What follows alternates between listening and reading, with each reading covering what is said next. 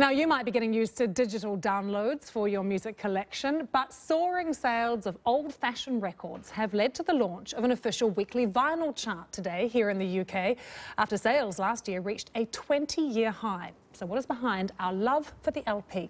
The BBC's John Ironmonger has been to one record store here in London to find out.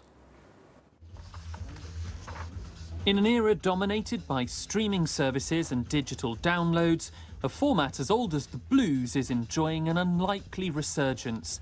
Last year, UK vinyl album sales reached their highest level for 2 decades, and sales continue to rise, up by almost 70% this year already.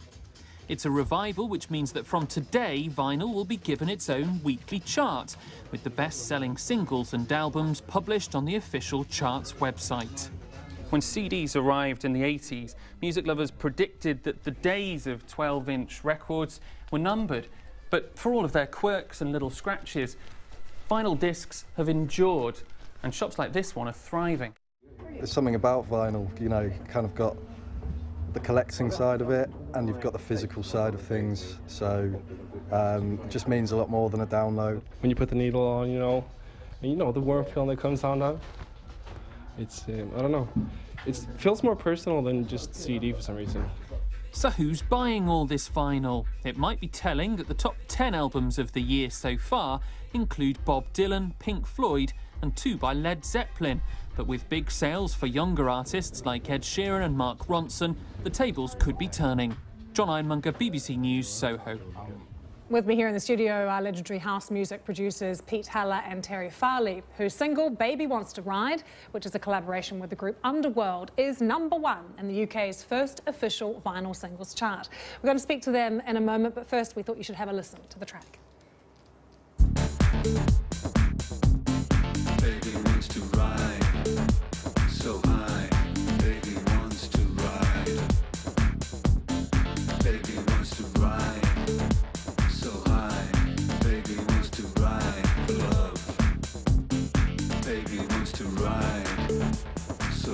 Thanks for being with us, guys. A bit of a surprise to be #1. Congratulations. Thank you very much. Yeah. What do you think it's all about, Terry? Why are people now buying vinyl?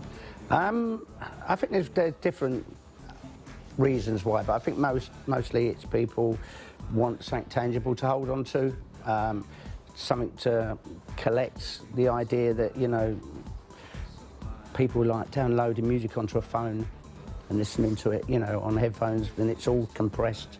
And the sounds, you've lost everything, really. It's like going to the cinema and watching a film on your phone, you know, this is the difference. Pete, does it actually sound different, though? If I put you in a room and I played you something off vinyl and something off an MP3, would you be able to tell me which was which? I would like to think I would be able to tell you, but yeah, I think so. I think you should be able to tell. I mean, the quality of a vinyl, obviously it depends on the setup and everything, but I think, yes, on the whole, the quality of vinyl is pretty solid. But I think that the main issue is just about, you know, we live in an era where everything is digitised and infinitely reproducible, and there's something actually about, as Terry said, about actually having an artefact and holding it in your hand, and it actually represents something tangible and collectible rather than just these rather sort of faceless and emotionless files. And Terry, is there something as well about going to a record shop and sifting through records? Well, I mean, there's certainly communities around record shops.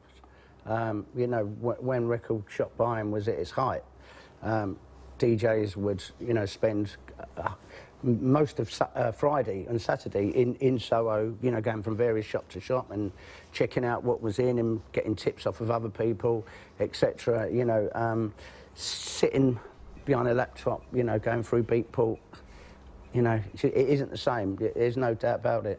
And, you know, people are opening record stores now. Yeah, I mean, around us, where I live, lots of vinyl stores have opened. I mean, Pete, is it everyone buying it, or just certain types of people, certain age of people? I think it's a certain age group and a certain...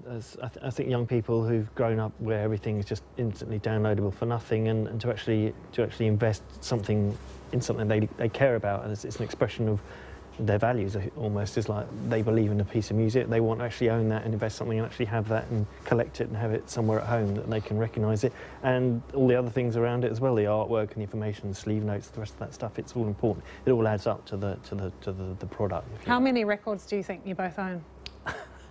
I forgot. You're laughing. I'd hate to think how much I've spent on records since I was like 10. You know, it was the kind of one thing, you know, it was my birthday and my mum would take me to the shop, you know, and we'd buy a record.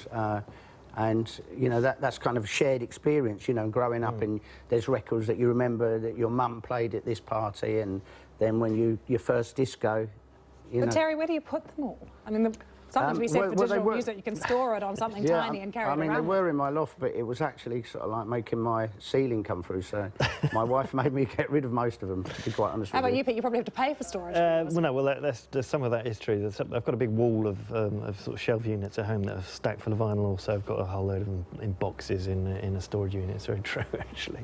Yeah, space is a premium. That is the downside. But, you know, it's just actually having them and knowing them there, it's very reassuring. OK, I don't want to go down any kind of rabbit hole with this, but what about the way that vinyl is made? I mean, presumably music's still being mixed digitally and then put onto vinyl.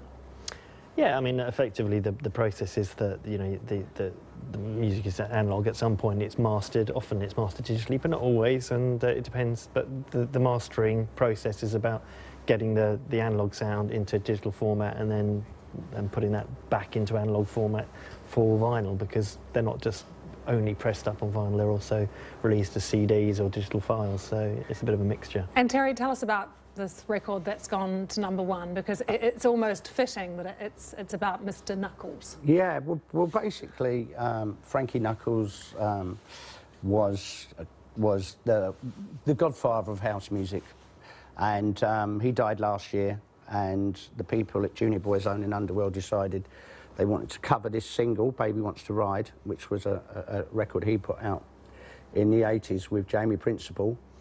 And the money all goes to the Elton John's AIDS Foundation. Frankie has a fund within that. So it's a great cause. The kind of house dance community worldwide have obviously supported it in big enough numbers to make it #1, which is, you know, I'm really happy with that. And do you think, Pete, that that's apt as well, that house music really has kept vinyl front and centre, and now this is... Yeah, absolutely. And I think that's the thing about dance music. Vinyl never went away in dance music. It's always been a DJ tool more than anything. So, yeah, I think it is very fitting and very apt. Congratulations. Thank you for being with us. Thank you. Thank you. Quick reminder of our top story here on the